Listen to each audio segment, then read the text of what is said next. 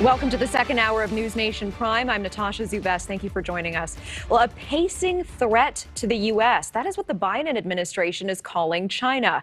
Today in Indonesia, U.S. top military officer General Mark Milley sounding off on the Chinese military becoming more aggressive and more dangerous to the U.S. and its allies. General Mark Milley says the number of intercepts by Chinese aircraft and ships and unsafe interactions has significantly increased over the last 5 years.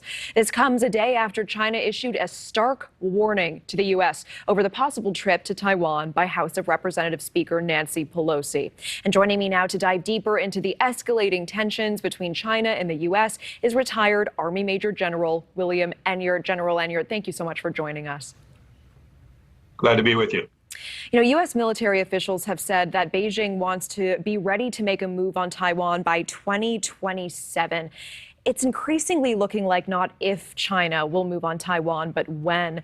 Do you think that the U.S. military would defend Taiwan if it were attacked by China? Well, that's a really interesting question. Our policy for decades has been that of what we call strategic ambiguity. That is, we haven't defined whether we would or not. Now, President Biden clearly stated a couple of months ago that we would, in fact, defend Taiwan. The next day, White House staff started walking that statement back. So we're back to and they said that there's been no change in our policy towards China and Taiwan. So we're back to strategic ambiguity. We want to keep the Chinese guessing as to whether we would, in fact, defend Taiwan or not. Interesting. And meanwhile, China is saying that the U.S. will face consequences if Speaker Nancy Pelosi takes the trip to Taiwan. Do you feel that this is all just bluster, or what does that actually mean? How likely is China to actually retaliate, say, on U.S. soil? Well, I think it's highly unlikely that they would retaliate on U.S. soil. That would be virtually an act of war. And the Chinese Navy, the Chinese Air Force certainly doesn't have the reach to threaten the United States directly. Their missiles would, but not the Navy or the Air Force. They're clearly a very dominant regional power, but they're not yet threatening the United States domestically. I think it's far more likely that while there will be some retaliatory action, whether it be economic or whether it'll be increased aggression in the South China Sea or the Western Pacific, or perhaps even more dangerous would be if they were to encourage North Korea to act even more recklessly. So I think there would certainly be some action. Nancy Pelosi is arguably the most important Democrat and most important political figure in the country after President Biden. And so they view her as part of the administration. They simply don't understand that in the United States, President Biden cannot order Nancy Pelosi not to go to Taiwan. In China, they, of course, would. If Xi Jinping didn't want somebody to go to the United States, he simply says, don't go, and that happens.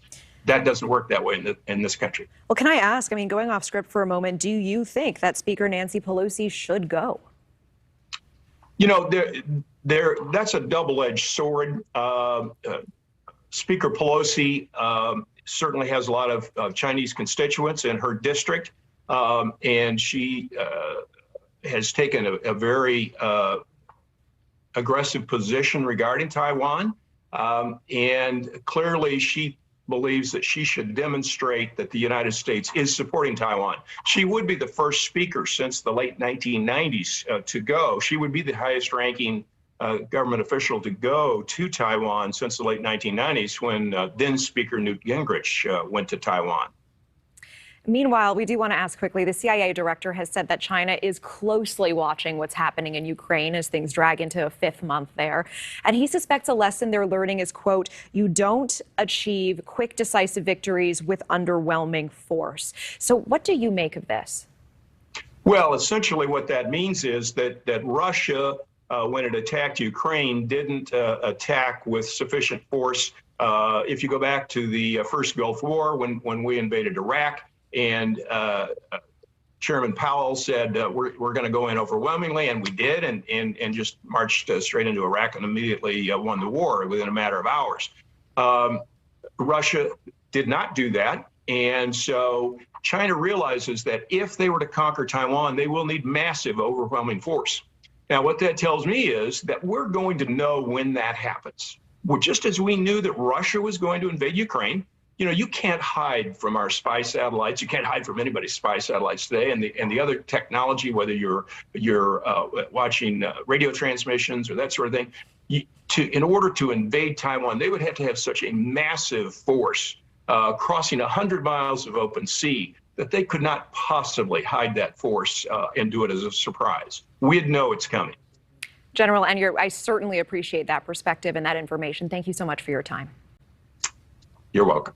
Thank you for watching. Go to newsnationnow.com to find News Nation on your television provider. And don't forget to click the red subscribe button below to get more of News Nation's fact-driven, unbiased coverage.